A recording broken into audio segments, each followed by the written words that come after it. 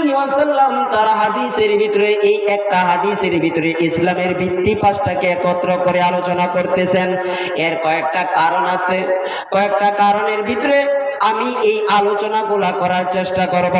ও ভাইজান ও বন্ধুগণ, ও মুসল্লিয়ানি কেরাম, ও প্যারে হাজরিন, কথাগুলা খেয়াল করে শুনবেন। এই ইসলামের ভিত্তি পাঁচটা বলার কারণ আছে, ইসলামের ভিত্তি পাঁচটাকে একত্র করার কোনো না কোনো কারণ আছে। ও ভাইজান, প্রথমে আসেন কালিমা। কালিমা তো আমরা পড়েছি, আমরা মুসলমানের ঘরে জন্ম নিয়েছি বিদায় আমাদের নতুন করে মুসলমান হওয়া লাগে না, লাগে না। তারপরেও আমরা কি করেছি, ওই যে দাদার হাত ধরে, বাবার হাত ধরে, বা বড় ভাইয়ের হাত ধরে, বা মায়ের হাত ধরে যখন ছোটকালে চলতাম, বেড়াইতে যাইতাম বা বেড়াইতাম, হাঁটাচলা করতাম, তখন তালে তালে কিন্তু আমার মা অথবা বাবা অথবা দাদু কি বলছিল, বলো লা ইলাহা লা ইলাহা লা ইলাহা ইল্লাল্লাহ। এভাবে কালিমাগুলা পড়েছি, সুতরাং আমাদের মুখ থেকে কালিমা বাহির হয়ে গেছে। সুবহানাল্লাহ। এ কালিমা বড় দামি বস্তু। দামি বস্তু কেমন দামি? প্রথমেই আসেন, কোন অমুসলিম যদি এই কালিমাটা আল্লাহর উপর বিশ্বাস স্থাপন করে, নবীর উপর বিশ্বাস স্থাপন করে পড়ে, সাথে সাথে সে মুসলমান হয়ে যায়। জোরে জোরে বলি সুবহানাল্লাহ। এমনকি আল্লাহ তাআলা তার পেছনের সমস্ত গুনাহগুলিকে মাফ করে দেয়। এই যে অনেক সময় দেখা যায় এরকম মাহফিলের ভিতরে হুজুররা বা শুক্রবার দিন ইমাম সাহেব বলে, একটু জিকির করি লা ইলাহা লা ইলাহা। কিছু কিছু মানুষ পড়ে, আবার কিছু কিছু মানুষ চুপ থাকে, পড়তে চায় না। ও বন্ধু, আপনি যে পড়লেন না, বড় ক্ষতির ভিতরে পড়ে গেলেন। এ কালিমার দাম কত, এ কালিমার মূল্য কত, এ কালিমার মর্যাদা কত, এ কালিমার ফজিলত কত যদি তুমি জানতা, তবে সদা সর্বদাই আল্লাহর এই জিকিরটা করতা। সমস্ত ফজিলতের ভিতরে মাত্র দুইটা ফজিলতের ব্যাপারে আলোকপাত করব ইনশাআল্লাহ। এক নম্বর ফজিলত হইল, যেটা আমরা অনেক সময় শুনে থাকি বা সব সময় শুনি, বিশেষ করে তাবলীগ ওয়ালারা এই ফজিলতটা বেশি বেশি বলেন। যে ব্যক্তি একবার কালিমা পড়বে, কালিমা পড়ার কারণে যে সওয়াবটা হবে, ওই সওয়াবটাকে এক পাল্লায় রাখা হলে আর অপর পাল্লায় যদি এই পৃথিবীটাকে রাখা হয়, তবে সওয়াবের পাল্লাটাই ভারী হয়ে যাবে। জোরে জোরে বলি সুবহানাল্লাহ। এইবার আসেন দ্বিতীয় আর একটা ফজিলত। খেয়াল করবেন, আমাদের ভিতরে অনেক মুসলমান আছে যে মুসলমানেরা এই যে ইসলামের ভিত্তি পাঁচটার ভিতরে একটার কথা আলোচনা করছি, যেটা সদা সর্বদাই আল্লাহ তাআলা হুকুম করেছে পালন করার জন্য, এই একটা হুকুম আমরা পালন করতে চাই না। খামখেয়ালি ভাবে জীবনযাপন করতেছি, নিজের ইচ্ছায় জীবন যাপন করতেছি। আল্লাহ কত রাস্তা দেখাইছে ইসলামের উপর চলার জন্য, ইসলামের উপর চলতে চাই না। ওই সমস্ত ব্যক্তিদের ভিতরে যারা এইভাবে কালিমা পড়েছিল, ওই ব্যক্তিদের জন্য বড় একটা সুসংবাদ আছে, বড় একটা সুসংবাদ আছে। এখন এই সুসংবাদটা শোনার পরে আপনিও মনে মনে কইবেন, তাইলে তো আর কি করার দরকার নেই, আল্লাহর হুকুম পালন করার দরকার নাই। যাই হোক, আল্লাহ রাসূল কোন এক বাগানে আল্লাহ রাসূল মগ্ন অবস্থায় ছিলেন। সাহাবায়ে কেরাম রাদিয়াল্লাহু তাআলা আনহুম আজমাইন খোঁজাখুঁজি করতেছে, পাওয়া যায় না, পাওয়া যায়। খুঁজতে খুঁজতে ওই বাগানে গিয়া দেখলেন আল্লাহ রাসূল মগ্ন অবস্থায়। এই সময় যখন উপস্থিত হইলেন সাহাবী, ওই সাহাবীর নামটা আমার স্মরণে আসতেছে না। ভাইজান, আল্লাহ রাসূল ওই সাহাবী দেখিয়া বলতেছে, কওলু লা ইলাহা ইল্লাল্লাহু ফাদাখালাল জান্নাত। জোরে জোরে বলি সুবহানাল্লাহ। যে ব্যক্তি লা ইলাহা ইল্লাল্লাহ একবার বলবে, লা ইলাহা ইল্লাল্লাহ বলবে, সে জান্নাতে প্রবেশ করবে। তাহলে বোঝা গেল কি ইসলামের বাকি হুকুমগুলা পালন করা দরকার নাই। ওই সময় ওই সাহাবী বলল, আল্লাহ রাসূল, ওগো আমার নবী, আপনি যদি এইভাবে বলেন তাহলে আপনার সাহাবায়ে কেরাম বা আপনার যে উম্মত হবে, উম্মত যারা, তারা তো ইসলামের হুকুমগুলা পালন করতে চাইবে না, তারা সহজ খুঁজবে, সহজ রাস্তা খুঁজবে, ঠিক কিনা? তখন আল্লাহ রাসূলকে বললেন, আপনি যদি এইভাবে বলেন তাহলে ভালো হবে। সমস্ত হুকুম আকাম যখন পালন করবে, কালিমা পড়বে, আল্লাহ তাআলা ওই ব্যক্তিকে কি করবে? জান্নাতে প্রবেশ করাইবে। এখন আমার কথা হলো ভাইজান, আল্লাহ তাআলা যে, আল্লাহ রাসূল যে এই কথাটা বলছে, এই কথাটার তো যথেষ্ট একটা মূল্য আছে না নাই? আমার মুখে বাহির হয় নাই বা আপনার মুখেও বাহির হয় নাই, কোন আল্লাহর ওলির মুখেও বাহির হয় নাই, বাহির হইছে কার মুখে গো?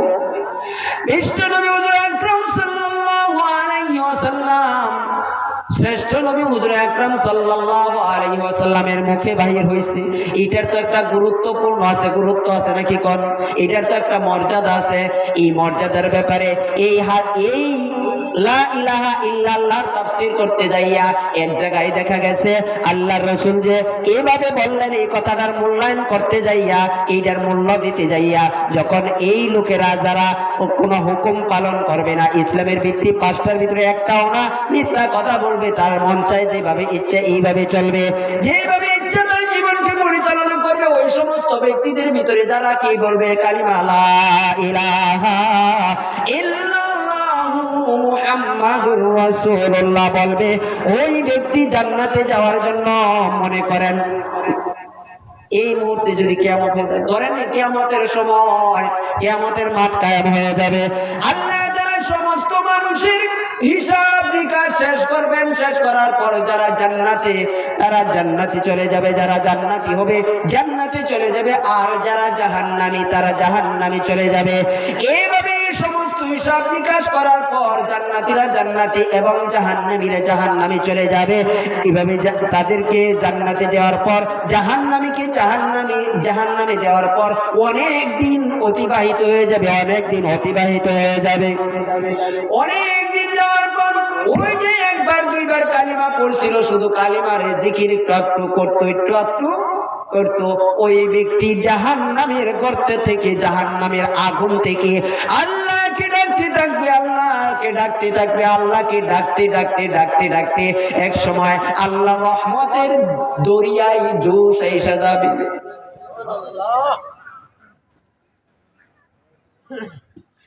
আল্লাহ রহমতের দরিয়ায় জোশ এসে যাবে।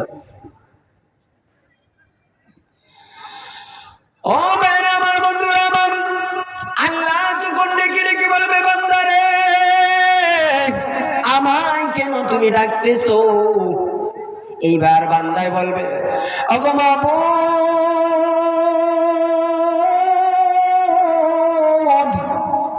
আমি বড় গুনাহগার, দুনিয়ার ভিতরে তোমার কোনো হুকুম আমি পালন করি নাই, কেবল একটা কথা আমি মনে মনে পড়তাম বা মুখে স্বীকার করতাম, জানতাম এইটা বড় দামি বস্তু।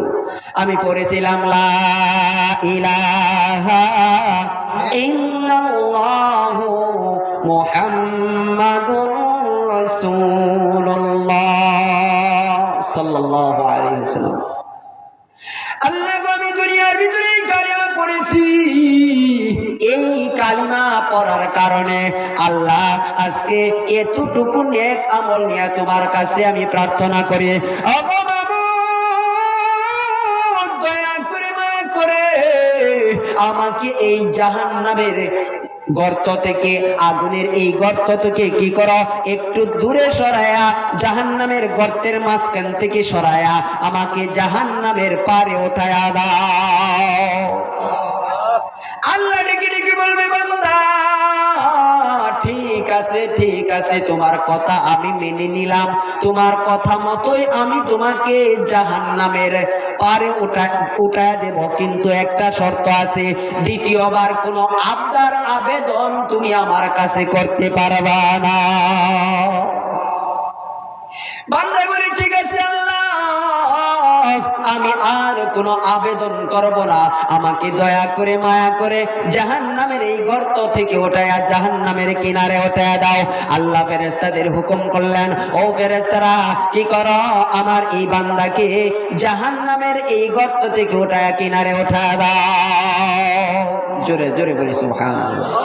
এইবার ওই জাহান্নামের গর্তের কিনারে বহুদিন অবস্থান করতেছে, করতে করতে করতে করতে আবার আল্লাহকে ডাকা শুরু করলো। আবার আল্লাহকে ডাকতেছে, আল্লাহ আল্লাহ আল্লাহু লা ইলাহা ইল্লাল্লাহ। আল্লাহর প্রশংসার মাধ্যমে আল্লাহকে ডাকতে ডাকতে ডাকতে ডাকতে এক সময় আবার কি করলো, আল্লাহর রহমতের দরিয়ায় আবার জোশ আসলো। এইবার আল্লাহ তাআলা বান্দাকে বলে, ওরে বান্দা, আমাকে কেন তুমি আবারও ডাকতেছো, আবারও ডাকতেছো? এইবার বান্দা বলবে, আল্লাহ গো, তুমি বড় দয়ালু, তুমি বড় দয়ালু, তুমি যে এত বড় দয়ালু দুনিয়ায় তো বুঝি না। দুনিয়ায় যদি বুঝতাম তবে আমি অবশ্যই ইসলামের আমাদের ধর্মের হুকুমগুলা পালন করতাম।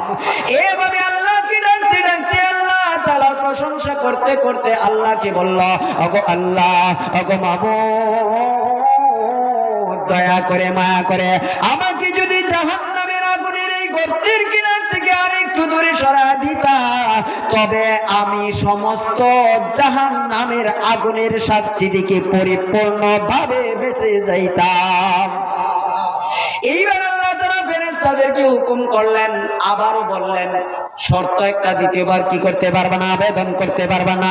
আবার কি করলেন, ফেরেশতাদের হুকুম করলেন, ও ফেরেশতারা, যাও যাও, আমার এই বান্দাকে জাহান্নামের গর্তের কিনার থেকে আরেকটু দূরে সরায় দাও। জোরে জোরে বলি সুবহানাল্লাহ। এইবার কি করলো, ফেরেশতারা জাহান্নামের এই গর্তের কিনার থেকে একটু দূরে সরায় দিল। দূরে সরায় দেওয়ার পর আবারও এই জায়গায় অনেক দিন অবস্থান করলো। আবার কি করলো, আবার ডাকা শুরু করলো, আল্লাহর প্রশংসা করতে শুরু করলো, আল্লাহকে ডাকতে শুরু করলো। আল্লাহকে ডাকতে ডাকতে ডাকতে ডাকতে আবার আল্লাহর রহমতের দরিয়ায় জোশ এসে গেল।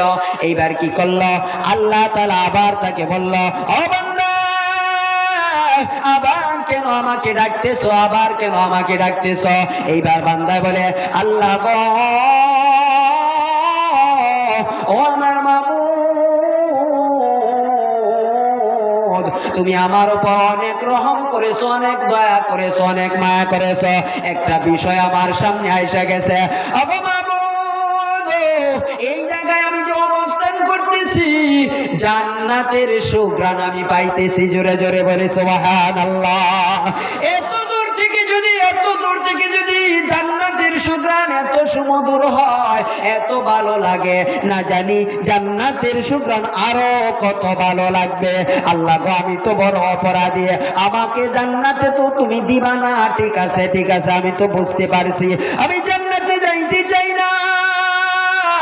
তুমি যদি দয়া করে মায়া করে আমাকে জান্নাতের দরজার কিনারে নিয়ে দিতা। এবার আল্লাহ তাআলা বলছে, ঠিক আছে, তোমার আবেদন কবুল করলাম, শর্ত একটা, আর কোনো আবেদন করতে পারবা না, আর কোনো নিবেদন আমার কাছে করবা না। এইবার আল্লাহ তাআলা আবারও ফেরেশতাদের কি করলেন, হুকুম করলেন, এ ফেরেশতারা, যাও যাও, আমার এই বান্দাকে কি করো, জান্নাতের দরজার কিনারে নিয়ে দাও। সুবহানাল্লাহ। ফেরেশতারা কি করলেন, জান্নাতের দরজার কিনারে নিয়ে দিলেন। তারপর ওই জায়গায় আরো অনেক দিন অবস্থান করলো। আবারও আল্লাহকে ডাকে, আল্লাহ, ও মাবুদ, তোমার কাছে আরেকটা আবেদন করতাম, সাহস তো পাই না, তবেও করতেছি। তুমি তো আমাকে অনেক রহম করেছো, আমার উপর অনেক দয়া করেছো, মায়া করেছো। এইবারও যদি করতা তাহলে অনেক সৌভাগ্যবান মনে করতাম। এবার আল্লাহ তাআলা কি বলতেছে, আল্লাহ, জান্নাতের নাজ নিয়ামত ভোগ করতে চাই না, না জান্নাতের নাজ নিয়ামত ভোগ করতে চাই না, আমি কেবল তোমার জান্নাতের ভিতরে একটু ঢুকতে চাই। কারণ হইল, এই জান্নাতের দরজায় তোমার জান্নাতের সুঘ্রাণ পাই। জান্নাতের সুঘ্রাণ যদি এত মধুর হয়, জান্নাতের নাজ নিয়ামত না জানি আরো কত সুন্দর হইতে পারে। সুবহানাল্লাহ। জান্নাতের নাজ নিয়ামত দেখবো, বুক করতে চাই না, বুক করতে চাই না, আমাকে দয়া করে মায়া করে যদি জান্নাতের ভিতরে ঢোকায় দিতা তাহলে আমি বড়ই উপকৃত হইতাম। এইবার আল্লাহ তাআলা বান্দাকে ডেকে ডেকে বলে, বান্দা তোমার অনেক আবেদন কবুল করেছি, শর্ত দিয়েছিলাম তুমি দ্বিতীয়বার আবেদন করতে পারবা না, তারপরে তুমি বারবার আবেদন করতেছো। ও বান্দা যাও যাও, তোমার আবেদন কবুল করলাম। ফেরেশতাদের হুকুম দিলেন, ওই ফেরেশতারা যাও আমার বান্দাকে জান্নাতের ভিতরে ঢোকা দাও। ফেরেশতারা কি করলো? জান্নাতের ভিতরে ঢোকা দিল। জোরে জোরে বলে সুবহানাল্লাহ। এইবার জান্নাতে যখন প্রবেশ করলো, জান্নাতে প্রবেশ করার পর মুসিবতের ভিতরে পড়েছে, একটা অস্বস্তিকর অবস্থার ভিতরে পড়ে আবার আল্লাহকে ডাকে, আবা মাবুদ, তুমি তো আমার সমস্ত আবেদন কবুল করে আমাকে জান্নাতের ভিতর পর্যন্ত আনিয়া দিলা, কিন্তু জান্নাতি লোকেরা আমাকে দেখে আর নাকে ধরে। আমি একটু মুসিবতের ভিতরে পড়লাম, আমি কেমন অস্বস্তিকর অবস্থায় পড়লাম। আল্লাহ গো, এর কোনো কি প্রতিকার নাই? এর কোনো কি সমাধান নাই? এবার আল্লাহ তাআলা বলতেছে, ওরে বান্দা, সমাধান আছে, সমাধান আছে। এইবার সমাধানের কথা শুনে আবার আবেদন করে, আল্লাহ আমারে সমাধান কইরা দাও। আল্লাহ তাআলা বলতেছে, ওরে বান্দা, তোকে দেখিয়া আমার জান্নাতি ব্যক্তিরা, আমার জান্নাতি বান্দারা কেন নাকে ধরে জানোনি? জানো না?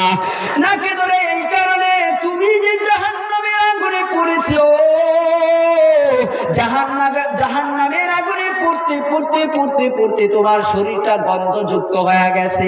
জাহান্নামের পুরা শরীর নিয়ে তুমি জান্নাতের ভিতরে ঢুকেছো, জান্নাতীরা সইতে পারতেছে না, এই কারণে নাকে ধরে আর তোমাকে দেখিয়া তারা চলে যায়। এইবার আল্লাহ তাআলাকে বলল, আল্লাহ এর সমাধান যদি করে দিতা। এইবার আল্লাহ তাআলা বলতেছে, তোমার সমস্ত আবেদন আমি কবুল করেছি, এইবারও আবেদন কবুল করলাম। ফেরেশতাদেরকে বললেন, ও ফেরেশতারা, যাও যাও আমার এই বান্দাকে আবে হায়াতের পানি দ্বারা ধৌত করে পরিষ্কার করে।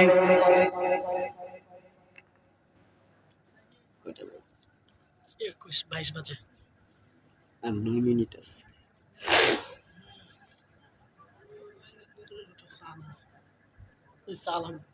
এইবার কি করলেন? আবে হায়াতের পানি দ্বারা ধৌত করে তোমরা কি করো? আমার এই বান্দাকে জান্নাতি লোকের সাথে মিলায়া দাও। জোরে জোরে বলি সুবহান।